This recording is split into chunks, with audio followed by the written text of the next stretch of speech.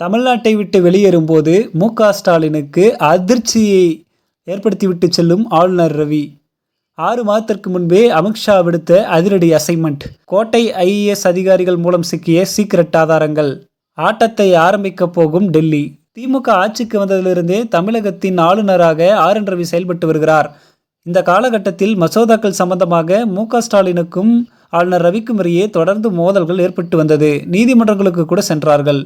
அதோடு ஆளுநரை திரும்பப் பெற வேண்டும் என்று அவருக்கு எதிராக ஜனாதிபதியிடம் கடிதம் கொடுத்த திமுக அரசு மக்களவையிலும் குரல் கொடுத்தது. என்றாலும் தனது பதவிக்காலம் முடிந்தும் கூட ஆளுநர் ரவி தமிழகத்தில் நீடித்தார். இந்த நிலையில் தற்போது தமிழகம், புதுவை, மேற்கு வங்காளம் உள்ளிட்ட 5 மாநிலங்களுக்கு சட்டசபை தேர்தல் நடைபெறவுள்ள நிலையில் மேற்கு வங்கத்தின் ஆளுநராக இருந்த ஆளுநர் நேற்று பதவியை ராஜினாமா செய்திருக்கிறார். அம்மாநிலத்தின் தேர்தல் நடைபெறவுள்ள நிலையில் திடீரென அவர் ராஜினாமா செய்திருப்பது கவனம் பெற்றுள்ளது.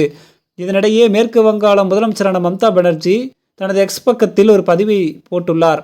அதில் மேற்கு வங்காள ஆளுநர் திடீரென ராஜினாமா செய்திருப்பது அதிர்ச்சி அளிக்கிறது. அவர் ராஜினாமாக்கான காரணங்கள் எனக்கு தெரியவில்லை. இந்த நேரத்தில் மத்திய உள்துறை அமைச்சர் மேற்கு வங்க மாநிலத்தில் புதிய ஆளுநராக ஆர்.என். ரவி நியமிக்கப்படுவார் என தெரிவித்துள்ளார்.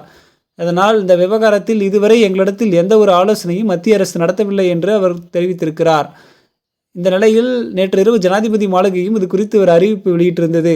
அதில் தமிழக ஆளுநர் ரவி மேற்கு வங்க ஆளுநராக நியமிக்கப்பட்டுள்ளதாகவும், கேரளா ஆளுநர் ராஜேந்திர விஸ்வநாத் அர்லேக்கர் தமிழக கவர்னராக கூடுதல் பொறுப்பு வகிக்கப் போவதாகவும் தெரிவிக்கப்பட்டுள்ளது. அந்த வகையில் தமிழ்நாடு, மேற்கு வங்காளம் உட்பட 8 மாநிலங்களில் ஆளுநர்கள் மாற்றம் செய்யப்பட உள்ளதாகவும் ஜனாதிபதி மாளிகை அறிவித்திருக்கிறது. குறிப்பாக திமுகவினரை பொறுத்தவரை இந்த தகவல் வெளியானதை அடுத்து ஆளுநர் ரவி மேற்கு வங்காளத்திற்கு மாறப்போகிறார் என்று உற்சாக செய்திகளை வெளியிட்டு வருகிறார்கள். ஆனால் இப்படி மேற்கு வங்காளத்திற்கு மாறினாலும் தமிழக ஆளுநர் ரவி திமுகவுக்கு மிகப்பெரிய செக் வைத்து விட்டுதான் செல்கிறார் என்று பகவிரப்பு தகவல்கள் ஆளுநர் மாளிகை வட்டாரங்களில் வெளியாகியிருக்கிறது. அதாவது கடந்த 6 மாதங்களுக்கு முன்பே மத்திய உள்துறை அமைச்சர் அமித்ஷா ஆளுநர் ரவிக்கு ஒரு முக்கியத்துவம் வாய்ந்த அசைன்மெண்ட் கொடுத்திருந்தார். அதாவது திமுகவின் பல ஊழல் அமைச்சர்கள் தங்களுடைய ஊழல்களை கண்டறிய முடியாத அளவுக்கு விஞ்ஞான ரீதியாக ஊழல் செய்திருக்கிறார்கள். அது குறித்து உளவுத்துறை ரிப்போர்ட் கொடுத்தும் கூட அவர்களுடைய பின்புலத்தை கண்டறிய முடியவில்லை. அதனால் திமுக ஊழல் அமைச்சர்களின் பின்னணியை முழுமையாக ஆராய்ந்து ரிப்போர்ட் அனுப்புமாறு ஆளுநர் ரவிக்கு மத்திய அமைச்சர் அமித்ஷா ஒரு ரகசிய அசைன்மெண்ட் கொடுத்திருந்தார். அந்த அடிப்படையில் தான் தன்னுடைய பின்னணியில் ஒரு டீமை உருவாக்கி திமுகவின் முக்கிய ஊழல் அமைச்சர்கள் மட்டுமின்றி கோபாலபுரம் குடும்பத்திற்கு எந்தெந்த அமைச்சர்கள்லாம் மாதந்தோறும் கப்பம் கட்டி வருகிறார்கள், அதை யார் யாருடைய கணக்குகள் போய் கொண்டிருக்கிறது என்பது குறித்த ஆதாரங்களையும் தீவிரமாக சேகரித்து வந்தார் ஆளுநர் ஆர்.என். ரவி.